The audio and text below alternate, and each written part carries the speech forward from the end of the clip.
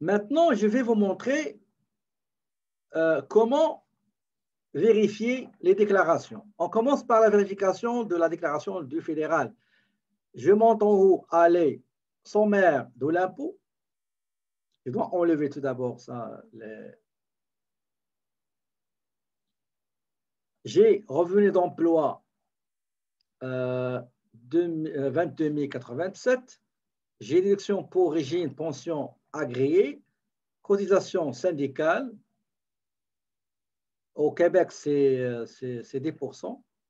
Au fédéral, c'est 100%. La TPS, c'est 900. Donc, 900 divisé par 4, parce que c'est trimestriel, ben, ça va donner 225,5 $ chaque trimestre. Si jamais Monsieur Simard désire cotiser à des RIER, ben, le maximum, c'est 2898. Juste vérifier une chose. Très bien. Maintenant, pour montant personnel de base, 13 229. Montant pour conjoint, on ne travaille pas. Montant canadien pour enfants, en 2020, il y a des changements. Il y a des changements. Soit on prend le revenu d'emploi total, soit 1245. C'est le moins élevé. Je répète encore, s'il vous plaît. En 2020, le montant canadien pour emploi égal le moins élevé de deux valeurs. 1245, l'année passée, c'était 1222, ou bien le total des revenus d'emploi. Les frais médicaux, tout à l'heure, on a dit 616, on les a calculés, c'était 749 moins 3% des revenus nets, la ligne 23 600, et ça nous a donné 116, quelque chose, donc il a arrondi. Donc, le tout multiplié par 15%. Donc, le crédit d'impôt non remboursable, c'est 4 380. Maintenant, l'impôt fédéral calculé dans la partie A, c'est 3 166. Moins 4 000, c'est 0. C'est négatif. En bas, nous avons l'impôt calculé de base. Si on revient à la partie A, là, nous allons voir 1191. Le paiement, vous voyez le paiement en trop que le logiciel nous a indiqué, il est là. Donc, pour l'assurance emploi, les frais, mais des coins suppléments. L'allocation canadienne pour travailleurs, annexe 600, on va le voir après. Il a un remboursement de 2653 pour M. Marc.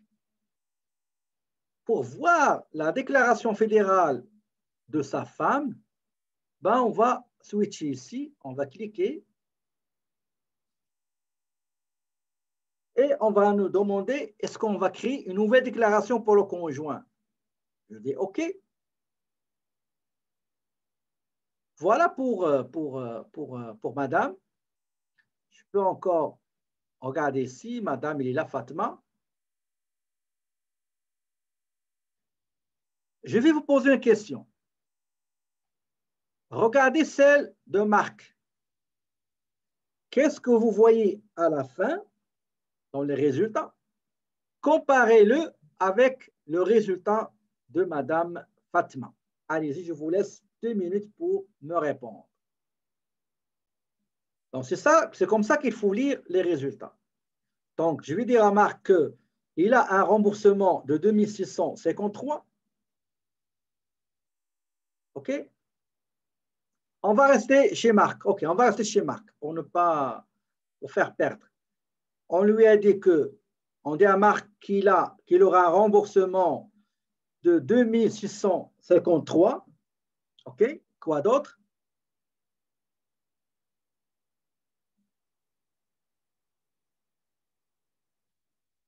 On va lui dire qu'il aura aussi, va percevoir un montant annuel de la TPS de 902 à raison de 225,5.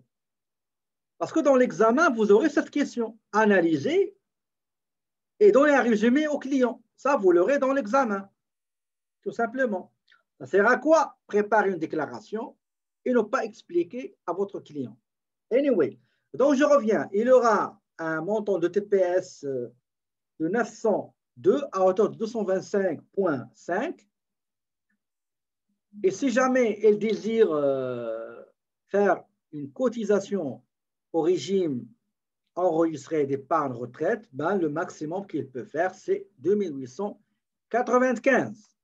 Ça, c'est pour le fédéral. D'accord? Pour sa femme, qu'est-ce qu'on va lui dire? On va lui dire, écoutez, vous ne travaillez pas, donc vous aurez toute la richesse des enfants. D'accord? Donc, la femme va recevoir un montant annuel de 12 473. 12 473 divisé par 12, ben, elle va recevoir 1039 comme allocation canadienne pour enfants. D'accord? Ça, c'est l'analyse des résultats fédéraux pour Marc et sa conjointe. D'accord?